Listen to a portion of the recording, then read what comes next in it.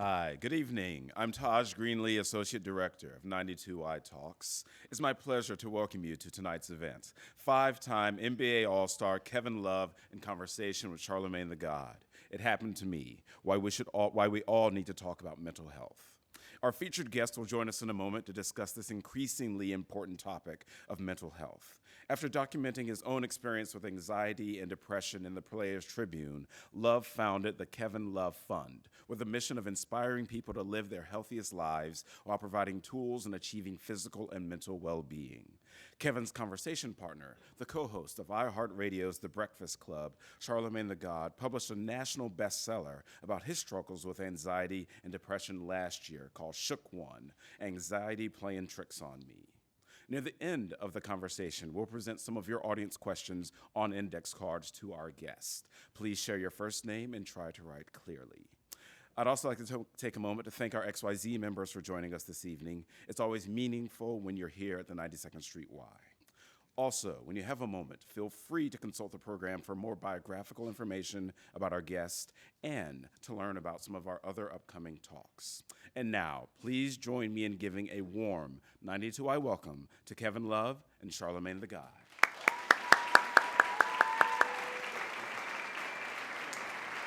Yeah.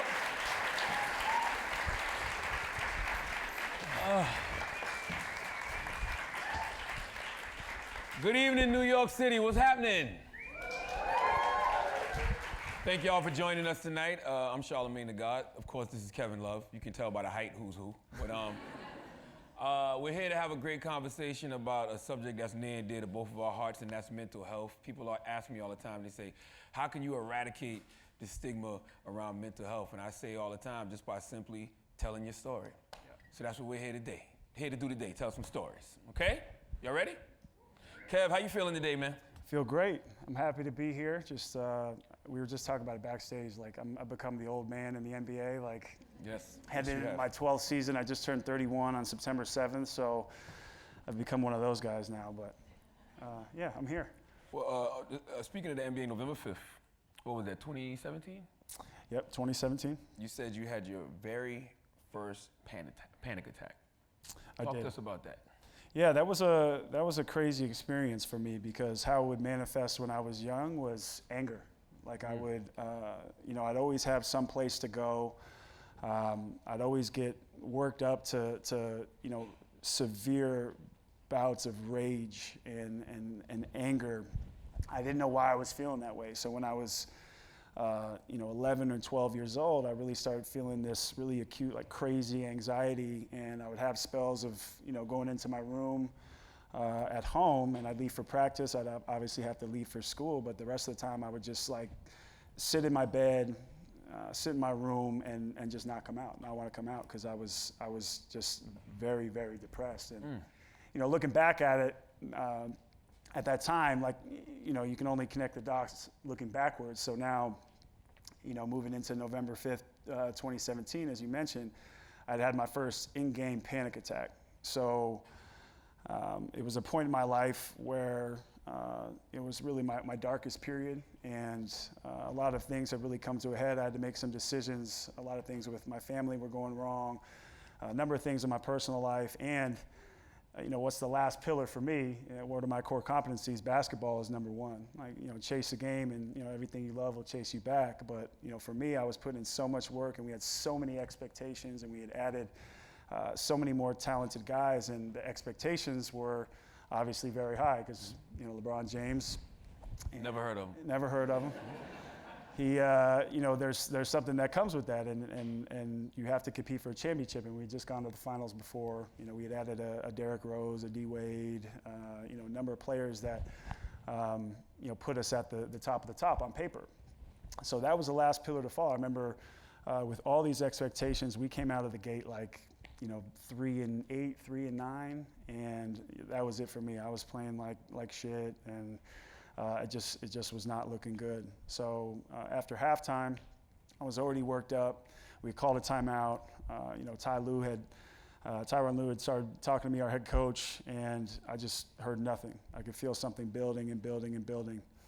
And I had to remove myself, and he came up to me and started talking to me and saying, "Is everything okay?" So I said, I just have to go. I wasn't going to have this episode in front of 24,000 people on top of all the people that were watching, back home. Oh, yeah. So It'd be a meme. Yeah, it would be a meme. Yeah. It'd be an ugly one too. One I'd have to live with forever, yeah. So I went to the locker room. I kept saying, looking for something that I couldn't find. My heart was racing. It felt like, I was really trying to jump out of my skin. That was the one thing when I was young, I always had somewhere to go. And I had nowhere to go in this time. I didn't want anybody to see. I didn't want anybody to know what I was dealing with. So fast forward, I feel like I'm having a heart attack. I feel like I'm about to die. I end up on the floor of our head athletic trainer, Steve Spiro's office. And the next thing I know, I'm passed out and hooked up to oxygen. So that was a very scary moment for me, where a number of things were running through my head. A lot slowed down. And at one point I was even taking my hand down my throat just to try to pull something out of there, because I couldn't breathe. So that was a very, very scary moment for me, and basically sums up my first real heavy episode where I knew something was wrong. So I go to the Cleveland Clinic that night, run all the tests, and come back, and I completely check out. Everything checks out. And so I go home, I look at myself in the mirror, I'm like, what the fuck just happened? If nothing's wrong, what just happened?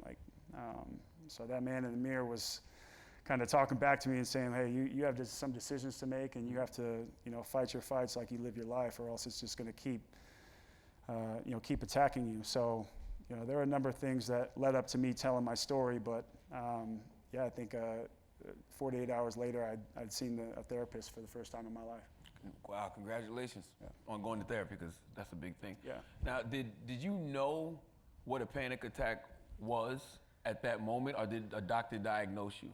Because I remember when I first got clinically diagnosed, it was 2010, but I'd been having them my whole life. I just didn't know what they were. Same things that you were going through. I grew up in the country amongst corners. I would hide in cornfields and hide in the woods. You escape. You always have somewhere to go. Absolutely. That's your escape from it all. You just separate. That was me. But I didn't. I knew what a panic attack was. I've seen somebody close to me have them before. The same thing with depression, whether it's in my family or somebody at arm's distance. I'd always, know what that not only felt like internally, and what I was predisposed to, but had seen it as well. So it's the same thing with panic attacks, but I'd never known really at that level what it felt like, because I always had that escape. I was always able to remove myself from a situation that was unpleasant, no matter what it was. But it happened during a game. That was a real eye-opening experience for me, because basketball is always my safe place. It was a place where I could go and I could be mentally stimulated. It could be liberating, and it could be really a rock for me, something I could turn to, and if I was feeling. If I felt depressed or I had these spells of anxiety, I could always just go there and let off steam and take my mind off it. So when it happened there, I thought, okay, this is affecting not only my work, but my first love. So there's something that needs to happen here. And you said you thought it was anxiety, but before you were actually diagnosed with an anxiety disorder, you said you thought it was anger. Yes. So what did you do with that anger? Was it sports that? Well, I think it's a gift and a curse, because on one end of things, you can use that to your advantage. I think that I had read a book on Abraham Lincoln. It's called Lincoln's Melancholy, where it talked about, and how in that time and the Civil War and the mid 1800s, it talked about how it could actually be looked at as, you had a huge area for growth, and it could be looked at as a potential advantage. And what they were saying was the good side of that, which is, you have the work ethic. You try to use that anger, distribute it somewhere else throughout your life, or that anxiety, you use it to, then further you in your career or your studies or so on and so forth. So that's what I tried to do, but I never, we live in a time now where if you beat your anxiety, depression, mental illness into submission, you're looked at as like you put on a pedestal. Where now I think finally, like with people like us, and you can go through a laundry list, are starting to change that narrative with it, which I think is really, really important. What do you think causes your anxiety now? Now, I mean, I always talk about it. These lights are hot, huh? I always look at it now like it's just something that I've always had. Like it used to be, I think both. It's like what's the opposite of unhappiness is hopelessness. The opposite of unhappiness would be happiness. No, but I think it's hopelessness. Like hopelessness? The idea of feeling hopeless. Like, when it comes to, this is why I bring my phone, because I write down notes. I hope you guys. Yeah, I don't think that's right. The opposite of unhappiness is happiness, not hopelessness. Let me explain the opposite of myself. Hopelessness would be hope, right? What are you Googling? No. Do I not have my notes? You definitely got notes. I definitely have my notes. You write like a doctor, bro. No, I don't have that. You can read that? Popular girl handwriting. Popular girl handwriting. So, the opposite of happiness is hopelessness. Hopelessness is like at the root of anxiety and mental illness, depression. This is not an overstatement. Mm-hmm. Chronic anxiety is a crisis of hope. It is the fear of a failed future, whereas depression is a crisis of hope because it is the belief in a meaningless future. Oh, I've never read that, but I feel that. Yeah. Because it came from, actually, a lot of that sentiment came from a book titled Everything is Fucked. I love it. So, which I went into it not knowing that it was a book centered around mental health. Mm-hmm. And I really got a lot out of it, but I liked that. I felt like I had no real hope in my future. I had blinders on. Sometimes when you're in it like that, you just don't feel it, you don't see it, until somebody has to like smack you across the head and say, hey, listen, like everybody's seeing this. I happen to read like a cheap novel myself, so I always wear it. But that's kind of what I'm getting at, is ever since I was young, it's been like a weighted vest. I can even feel it now. I wake up every single day and make a choice that I'm going to change the relationship that I have with mental illness and depression and anxiety and so on and so forth. When did you realize anxiety was a mental health issue? It's hard to really quantify because everybody deals with it not only at their own time, but in a different way, because we're all different, right? Nobody reacts to it the same. Everybody deals with a different disorder or panic or anxiety or depression, not in the same way. So, it's tough for me to say. I didn't really realize even what was going on until I spoke it, until I really saw a therapist. Yes. While I do take medication, I think medication has a stigma around it as well. I think cognitive behavioral therapy, in the long run, is actually better served for us. I know that a lot of us and a lot of people don't have that at their disposal, and don't have, I guess, the money to pay for that. But that doesn't mean that I can't talk to Charlamagne about it. Doesn't mean that I can't talk to somebody that's at arm's distance or a step removed, because I bet you that somebody and everybody here, whether it be internally something that you were born with or something on the exterior, because everybody deals with loss, everybody deals with grievances, is going through something at some point, whether it be in their job, their personal life, their family, so on and so forth. So it's I think it's definitely finding different ways to deal with it, and the talk therapy has been super, super important for me. And I was the guy that, I used to look at Tony Soprano, and Scorsese was way ahead of his time. Like Tony Soprano was going to Dr. Melfi in the first episode, and the whole show was narrated through a therapist. It was my favorite show ever too. So I'm like, was the world trying to tell me something? The whole time I was feeling all this shit. I wasn't like, painting houses or killing people, but I guess I was. Yeah, I learned about therapy from Frasier. Yeah. Yeah, Frasier, and then on Girlfriends, Tony Childs used to go to therapy. No, it's crazy. I saw a quote you made in regards to mental health, and you said, nothing haunts us like the things we don't Oh, see. man. And you said it when we first came up here. It's like, you know, telling your story. I know everybody has their own time. Everybody goes through this at their own pace. But I would say just knowing how big of a community there is out there, like the fact that I'm even sitting here talking about this, I feel like you included, is like, it just feels like playing all your cards, you just settle in. Yes. And I really feel like just being able to, it's very liberating. It's like you realize that by telling your story and speaking your truth, that you have such a community out there. And more than any time in my career, this has been the thing that people come up to me for. So people want to talk about the accolades, they want to talk about you know, all the things that I've done in my basketball career, but this has been what people have come up to me the most, because there's those numbers. Mm-hmm. So many people are affected by this that it's staggering. That's the first thing I always tell people. I said, listen, I don't know everything, I don't pretend to know everything, but I am, you know, fighting this fight with all of us here. And I would tell people, and it could be a therapist or not, it could be a parent, it could be a friend, it can be, like I said, someone that at arm's distance, or maybe even better if they're outside of that inner circle that might see something that you don't. I know that certainly was the case for me. And, you know, I don't know if I would be here if it weren't for a lot of those people, or a few of those people, because I didn't share too much. Even my best friends from back home didn't know what I was going through, because that was my playbook when I was young. I had a father that came from was born in '49. He had seen, a couple wars, and, had a dad who was, hard on him. So it was, I was taught to suppress it and not show any emotion and, just bury it. So.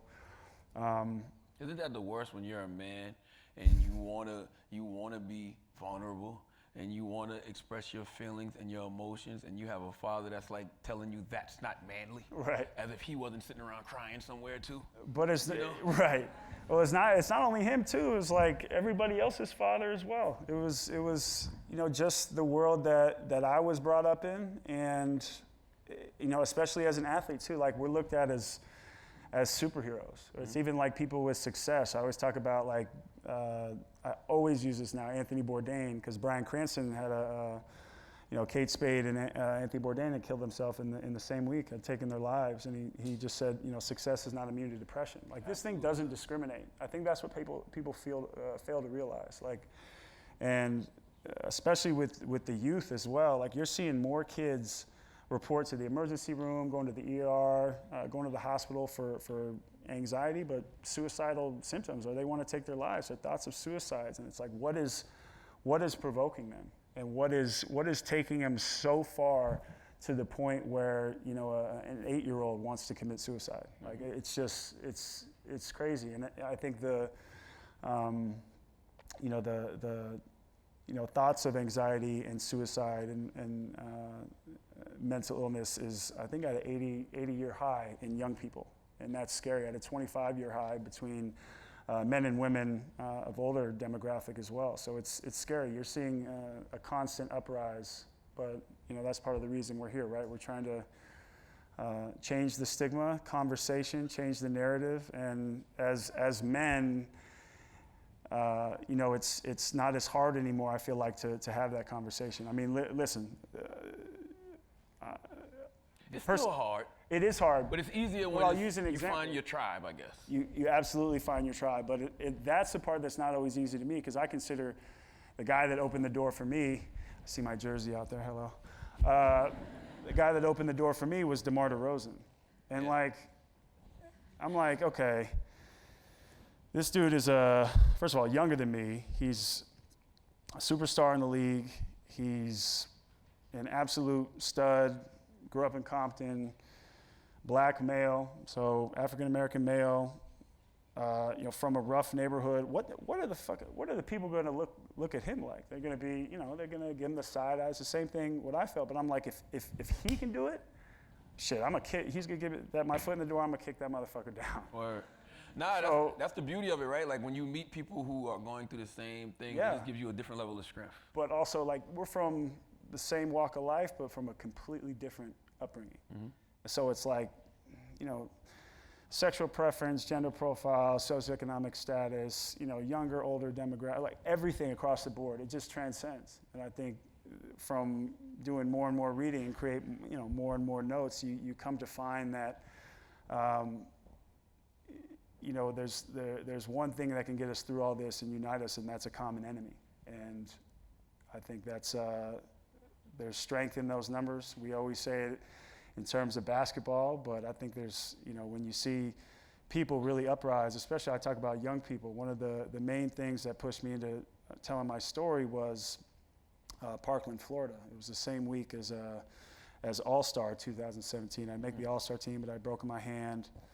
You know, so the game was taken away from me during that time, and I remember I landed, and it happened literally right when I got to the hotel and checked in. I'm like, think about all the victims, their parents, gun violence in America, the unrest when people look on TV, you know, the shooter, his parents, like, there is so many layers to that are really scary when it comes to mental health. But then you look at the youth uprising, like that in itself was so impressive. To now you see where I'm from, Portland, Oregon, or Oregon in general, you know, we have the second highest suicide rate in the country.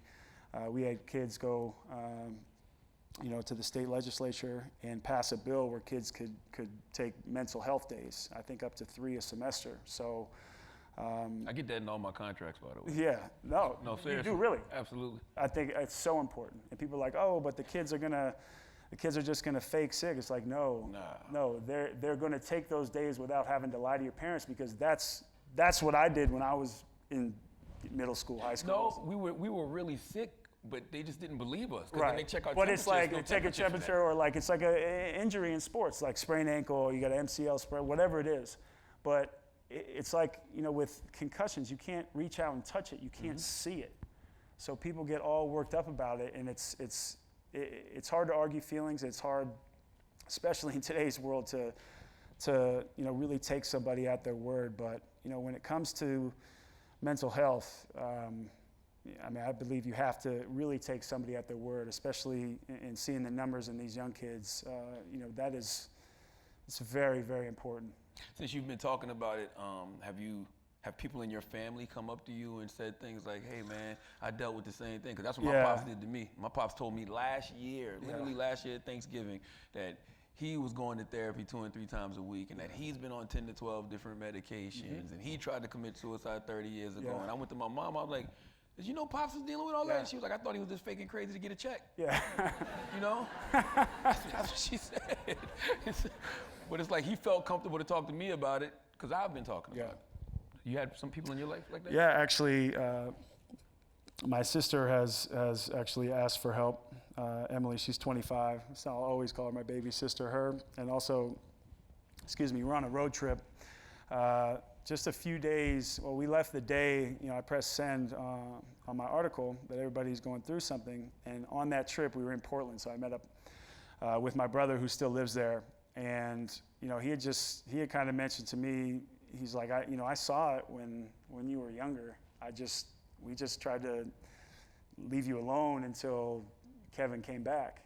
And I'm like, that's what I talk about the blinders on. I didn't know. I thought I was so good at hiding it. But like I said, I read like something you can read at dinner, that it was something that I had no idea that he could see it. And I guess it was affecting, at least, you know, when it's under your own roof, it's something that you could probably see a little bit easier. But, you know, just in hearing that from my brother, who we've now had a really constant stream of communication, that was really powerful, and actually helped both my sister and I's relationship, but my brother and I's in a very big way, because we were like best friends growing up. He was a bigger brother. I looked up to him. So just hearing that was big. Do you remember your very first panic attack? When you look back on it, you probably can see what your brother saw. It's like Kevin's playing hide and seek again by himself. Right? Yeah. It's like he doesn't do his homework anyway, so he's probably in there doing nothing. No, my very first one, I was always on high alert. The anxiety was always very high. But I'm somebody. It's a scary slope. or a slippery slope because I'm a guy with a very long fuse. So when it just keeps compressing and compressing and you keep suppressing it, that's when you explode. Yeah. For me, it was always me escaping, and it could have been, running away from home momentarily, or locking myself in my room and not coming out until it was time to go to school or basketball practice, or it was breaking everything in my room. So I was very destructive in how I dealt with it, which was a sign of my maturity, and looking back, I just didn't have the presence of mind to really know how to deal with it or ask for help, because we're taught, physical health, we're taught sexual health, but nobody ever talked to me about mental health. Absolutely. Especially not. at that age. Like I just wasn't taught that. That's why, I'll continue to beat it. It's that younger, it's the youth that is so important. It's that next generation paying it forward, because they're in a time of such unrest now with social media and cyberbullying, and just overall people just not being shitty. I'm sorry, but people, you turn on the news and there's got to be something when there's so many commercials, or you turn on a news, any news channel, and it's basically everybody telling you you're inadequate or something's not good enough. Like, you feel a sense of having to change who you are. Like, you can't just say this is me and play all my cards. So once you look on your, you have the 24-hour news cycles, you're always looking on your phone, you're scrolling through Twitter, Instagram, it's like, it can't be good for your psychological health. Absolutely not. To see 1,000 messages a day where it's just poison. It can't be good. For every, one good news story, there's 10 ones that just want to create unrest. I say it all the time. We're in verbally abusive relationships with our smartphones. Yes. You know what I'm saying? Yes. Like literally, yes. It used to be a time where I used to get up every morning and I used to tweet out, "Thank you, God, for blessing me with another day of life." And like clockwork, it was somebody saying, "Damn, I was hoping you died." Yeah. Like every single morning. Yeah. And it got to the point where I was like, why do I keep tweeting this out? Yeah. Why do I keep doing this to myself? And so it's like my wife has this phone case that says social media is bad for your mental health. Right. So when we talk about these kids and like the high suicide rates and stuff, think about what we were dealing with as kids, the anxiety, depression. Yeah. Now imagine we had to live that out in front of people. Yeah. And you find yourself now, making a permanent decision based off temporary feelings. Exactly. That's what I think a lot of these kids are doing. Yeah, no, it's definitely scary, because social media upscales your, whatever bad event had happened, or upscales really any event. So, it's almost the idea of like differences make for better headlines than we have in common. Mm-hmm. Like, people just want to, what's America's favorite pastime? Like, people love to tear each other down. That's why, like, you come out and you want to spread this positivity, you want to spread this positive energy, and yet there's going to be that one person, or the several people that are, sitting behind a computer screen, their smartphone, and that's their liberation and making themselves feel better. But that's like self-prescribing their medicine, where at the end of the day, they're going to need more of it, and then they're not going to feel better from it. They're actually going to feel worse. I think it's a lot of hurt people hurting people. Because, we're all dealing 100%. With damage, we're all dealing with trauma, we're all dealing with pain, and it just makes you feel better to get on social media sometime and ruin Kevin Love's day. Somebody else's day, no question. Now, what reservations did you have about therapy before you started doing therapy? I was, I guess my mind hadn't caught up to the idea of, I always thought, they have the problems, and what's it gonna do for me? And I'm gonna sit there and not talk, and I'm gonna get nothing from this. But what you begin to understand is you kind of, when you lay it all out there to a therapist, they just have a way of putting things or setting small or micro goals for yourself, or even just saying it or speaking things into existence. There's like, what's the basis of any relationship is communication. And having that constant communication, not only with your therapist or those close to you, it's with yourself, is so powerful. And for me, I just had so much negative self-talk and so much negativity, that was, a lot of it was self-induced as well, that I started to believe. I mean, you hear something so many times, or you tell yourself something so many times, you actually end up believing it. So I had hit a fork in the road. Like I said, I wasn't passing that mirror test. And it was very important for me to make a shift and make a change in my life that was going to make for a healthier, next 60, 70 years, hopefully. So it's, I wasn't going to be able to get by with how I was treating myself and, how I was getting through each day, because that was just it. I was just trying to make it to the next day, and hopefully I'd feel better. And it just wasn't good enough. It didn't feel good. I think therapy is like organizing a closet that's in your brain. Yeah. You got like a real junky Well, if you closet. have clutter too, like I have what sometimes Kate, my girlfriend's here, I'll have like a floor drobe. I'll just like throw everything on the floor and wake up the next morning and just put the same thing on. So. Oh, that's the story of my life. Yeah. And that unrest, and when stuff's all cluttered and messed up, like you're all over the place. Yeah, and you can it's like you go in your closet and you can you go in there with your boxes and you get rid of the stuff that you don't want, and the things you want to keep you hang up nice and neat. Then you got room to bring in new stuff. To me, that's what therapy does to your brain. I'm still working on it. It's a struggle every What, day. your closet is what? A little bit of both. Yeah. Oh. No, the mental health is a fight every day, but so is that damn closet. It's. When it's just me, yeah, it's all bad. What's easier, finding a good therapist or finding a matching pair of socks?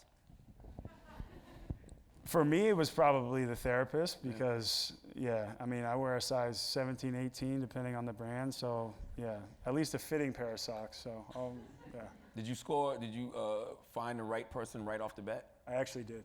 Wow. I was very lucky. So I was actually kind of guided towards, a particular therapist. And I don't think it's easy to find someone that you vibe with right away, especially because I was so closed off to the idea of it. I mean, I think at the time I was just like, okay, let's just see what works. And, if I don't vibe with it, maybe I'll try somebody else, maybe I won't. But it actually, after the fact, made me feel really good and like there was that hope. Mm-hmm. So I was one of the very fortunate to be able to have that. And then as I started working on myself more and more, and by the way, it got worse before it got better, but when I started working on myself more and more, I started figuring out different tools that had helped me with both sides of it. Do you think therapy should be a vibe though? Because I wonder about that when I go. It's like I feel like I'm just talking, and as I'm talking, I'm figuring things out. Like what are we looking for from a therapist? I don't think they're there to help us figure out problems as much as they're there to just listen to what we're going through.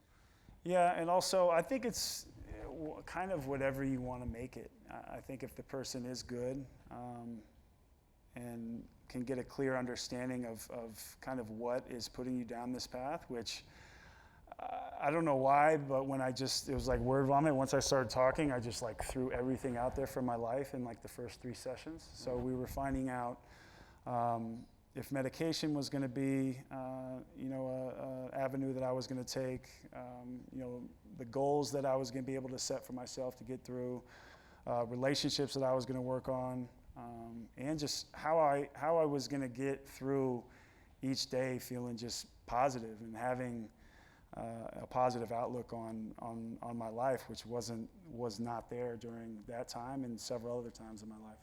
Why is it hard for men to have these conversations? It's funny.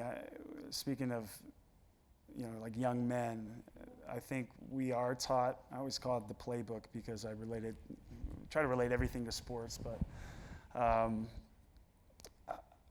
it's funny because in myself personally, I was that kid. I wasn't a bully, but I was a kid who would act out in front of my friends in order to be accepted. I think we all are guilty of that to some capacity. Yeah. Like I either had to be the clown or I had to be the guy at somebody else's disposal, boy or girl that, would do something, funny to get a rise or a laugh out of everybody just to feel good about myself. And it was a defense mechanism. Fully. Because you knew that eventually it was going to be your turn, so exactly. Your anxiety was going exactly. crazy. So I'm like, I'm just going to keep counting this up. Yeah. So I think as boys too, as young men, Oh, those are the Hey, questions. good way to scare us. Yeah, like, Right? I thought he was telling me to shut up. No, I think it's, I just think that we act up and we run in packs that can be self-sabotaging, and we try to really act cool and look cool in front of our friends and men, and it starts when you're young. Like, you can really dig yourself a hole of being a really shitty communicator. Absolutely. So I would do these type of things and be funny and be the class clown and try to be the big man on campus.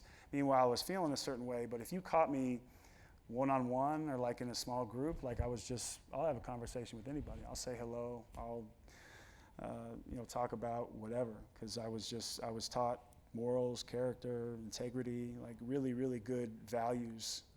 But when it came to that defense mechanism, as you said, I blacked out. Like, I would just do anything. Mm-hmm. Was there anybody when you were younger, like, encouraging you to go to therapy? Because when I was young, nobody mentioned therapy at all. It was like that resource wasn't even available. Yeah, I mean, I think it took me till I was about 18 or 19 to, really have someone. I call them my LA parents.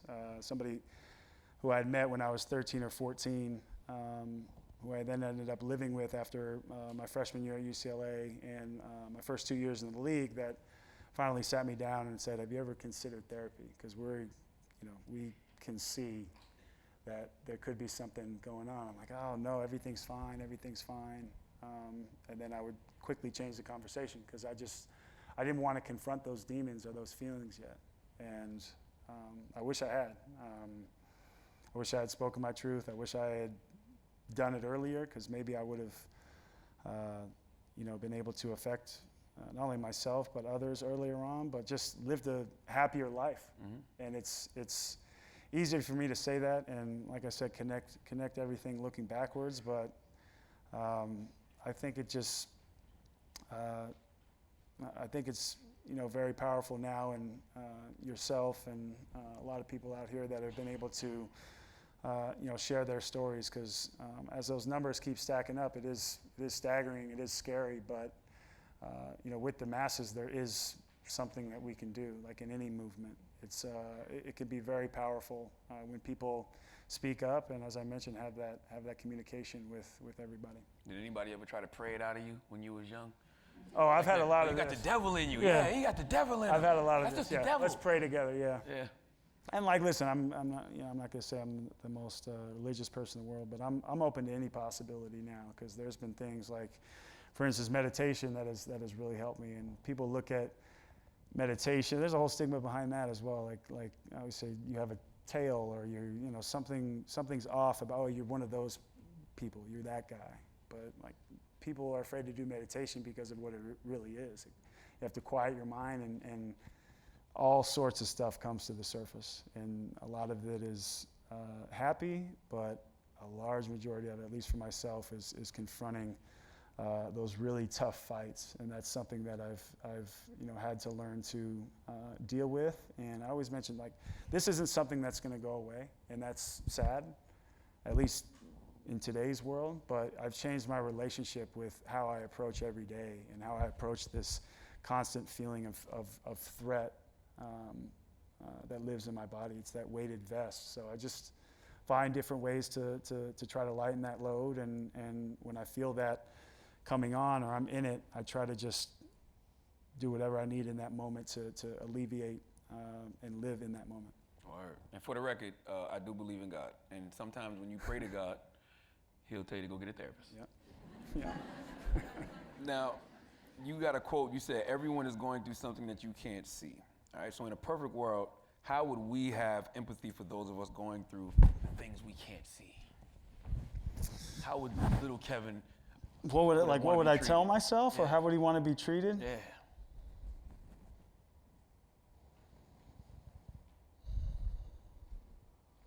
It's tough.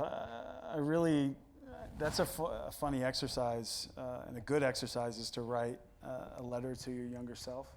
Mm-hmm. Because I think there's an accumulation of knowledge throughout the years that you find out. But this journey being so new to me, in some ways it's hard for me to answer that, but I don't know. I wish I would have had, but it's kind of hard for them. How were they to know? Like my closest friends, or even my family, or my brother, as I mentioned. Just being able to have that conversation, or being able to have that at arm's, like at school, being able to learn about it, or have a teacher or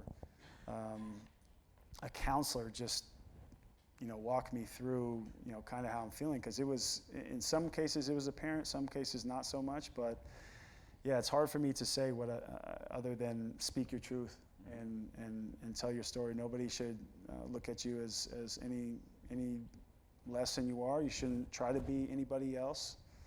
But I would say not only it's good to know that you have that community. I think that would be a good thing to know. I think it's good to know that there is empathy and people who really care in this world, but also that by doing that, like you're gonna feel, like I feel not only more settled, but more evolved in a way.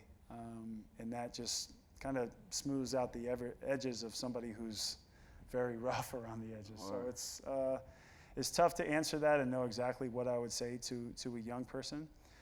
But I do believe that everybody is dealing with something different, even if they're, even if it's borderline personality disorder, bipolar, whether it's OCD, like it's a wide variety, but everybody consumes it or sees it in a different light. So it's hard to know exactly what I'd say unless I knew what that person was really going through and heard it from them.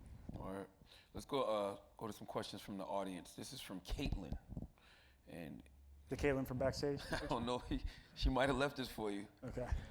What's your favorite yoga pose? You look tall on the heels too. My this guy. Favorite yoga pose. I would probably say pigeon. I have some tight hips. What is the pigeon? You want me to do it right now? Yeah. No. I know downward dog. What's the pigeon? I have to feel like I might rip my jeans if I do the pigeon right now. No, so you got to lay flat and you just tuck your one leg under like a. There you go, Kev. Come on. That doesn't look like a pigeon. And what does that relax? Well, it didn't relax me right now. Exactly. That looked painful. Yeah. And the hot lights. No. That's it's yeah. Don't. Yakton has a question for you. I'm assuming this is for you. He says, what do you think needs to be done to bring more awareness to the black community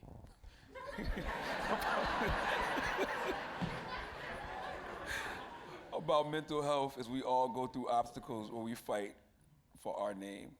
I think it's the same thing that we've been saying the whole time we've been out here. It's just tell your story. Yeah. That's how you eradicate stigma about mental health, period, regardless of what the community is. Just tell your story. When you tell your story, it normalizes whatever it is you may be experiencing. And like you said, we look around and we realize we all got a tribe and we got a village. And you're like, oh, you feel that way and you feel that way. And now you can just lean on each other for support. I also think that there's not enough black therapists. That is a fact. I don't know. Less than 2%? Less than 2%. So I think Any that experts is, and it's like, in anything, you have to feel comfortable in who you're talking to.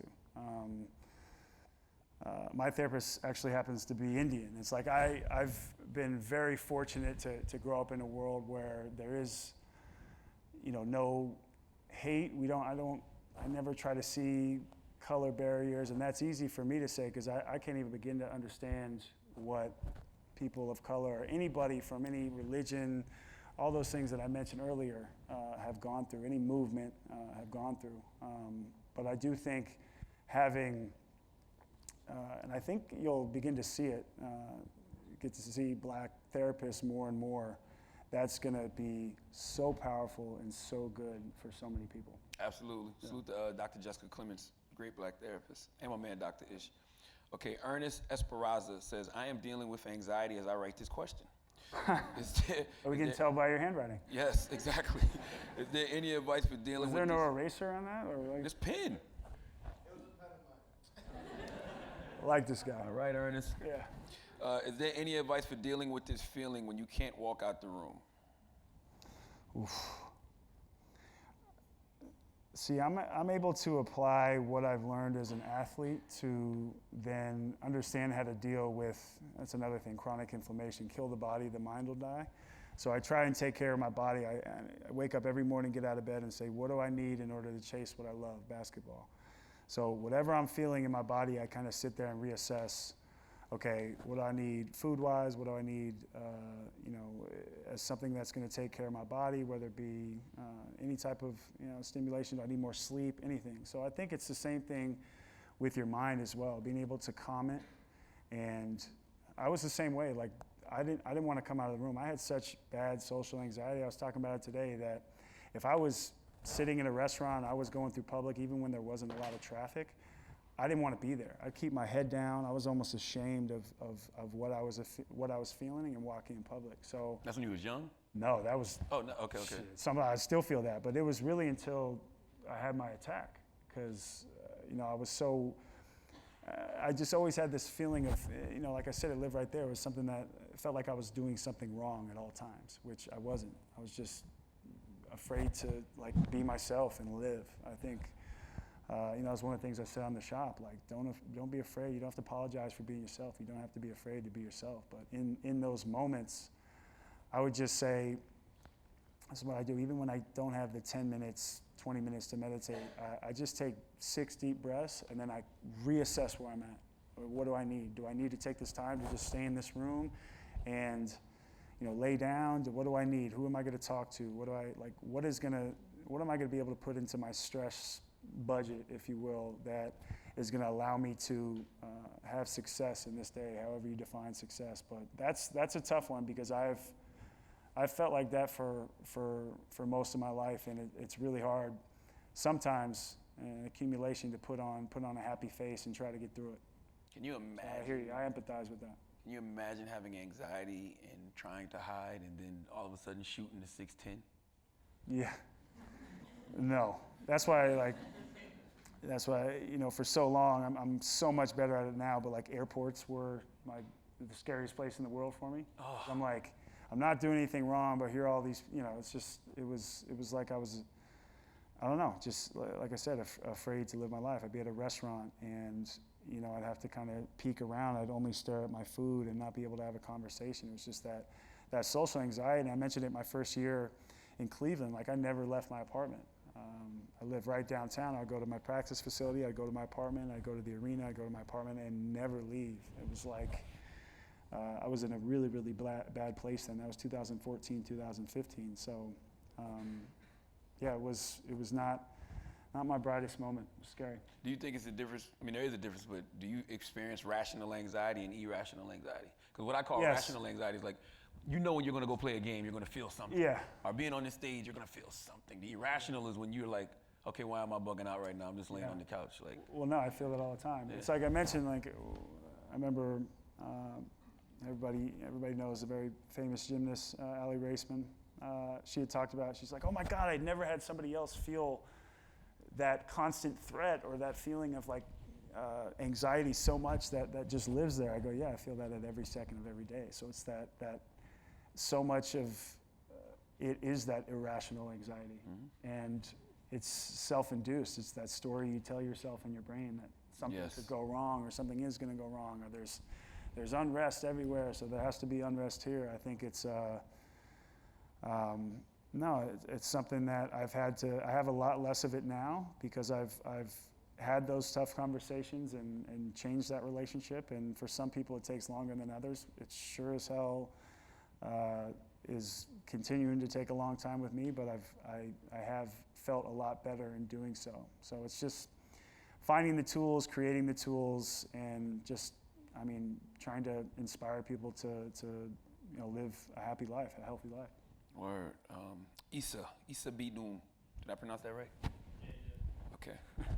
What are some of the best things in your life that happened by accident or not according to plan?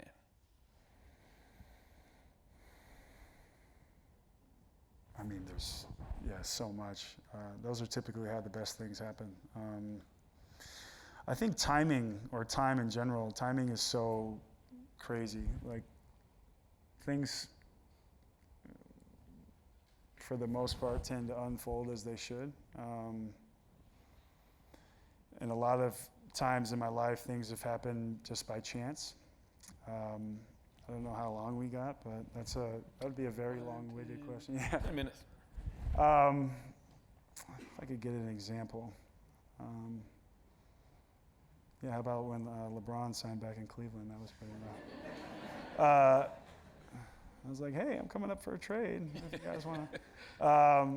No, it's tough. I think, there's I love this study at Harvard. I think it's like their study of happiness. I think it's like the longest running study in the U.S., or at least at Harvard University. It's they took a ton of men, and they saw their kids and their kids' kids and their great-grandsons through adolescence, through childhood, all the way up through adulthood. And they had this full-on study. They asked kids today and kids about what do you want out of your life? And we want money, and we want to be famous.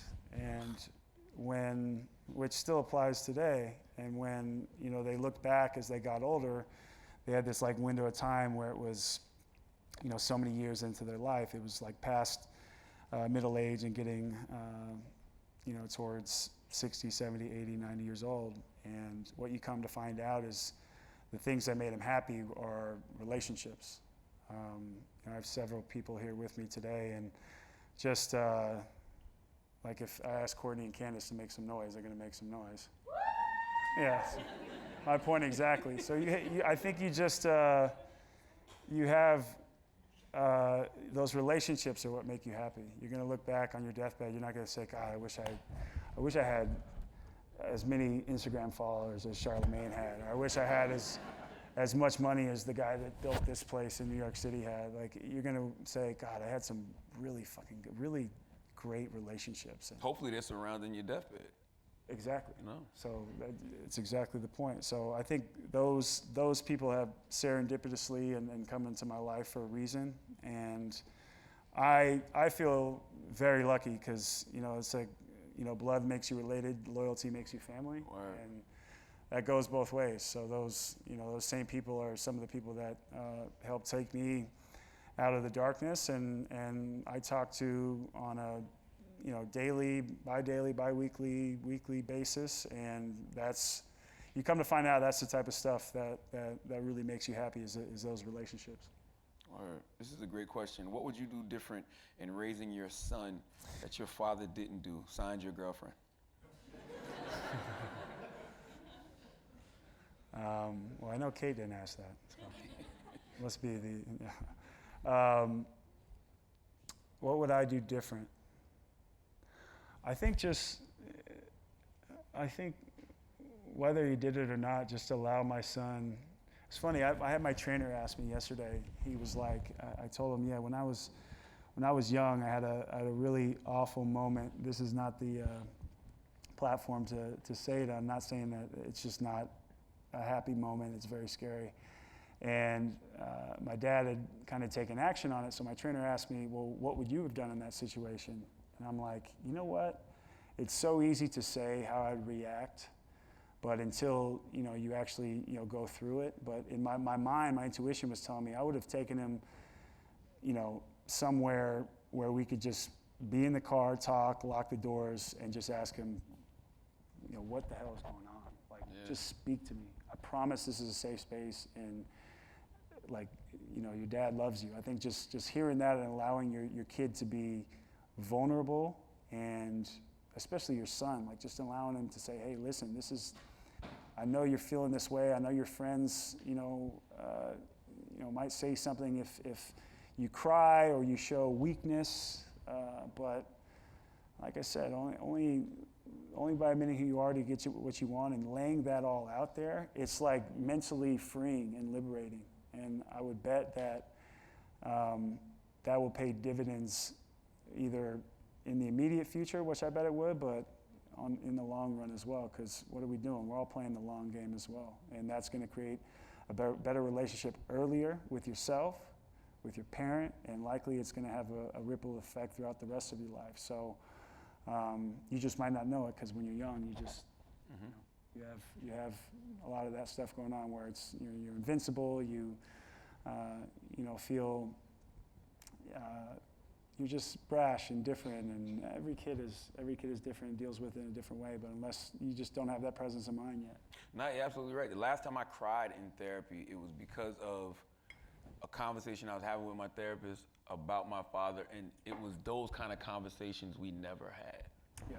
So I felt like he never instilled anything in me, if that makes sense, Yeah, and it's, for me, one of the biggest things was the relationship with my grandmother who passed. It's like, I was so, I know I keep going like this, but I just had a one-track mind. I'm like, I'm gonna make it to the NBA. I'm gonna be able to take care of all this stuff. So I was living like so far in the future that I forgot to like really mesh and love this woman. It's my mom's mom, Carol. Carol, she's like the best. She's the best woman ever. And she's like never traveled, and she just lived vicariously through her family. If you went to her house, which was very close to us, like right next door, I had this little house. And if you walk in, it's like a shrine of all her grandkids and all her family. Like the life was just simple. She just called her family, talked to her family, lived through her family. Everything was vicariously through them. So I think, not speaking of communication, I wish I would have dove deeper into that relationship and really got to know her, because it's funny, as you get older, you learn to try and simplify things. She just got it. She just got it. And I think she didn't die in pain, but she definitely died a happy woman, because those relationships, as I talked about for her, were at an all-time high. She's special, and like those are the conversations that you either wish you had or you wish you could have that time back. How do you both deal with your thoughts when you feel your anxiety and depression creeping up on you? That's hard.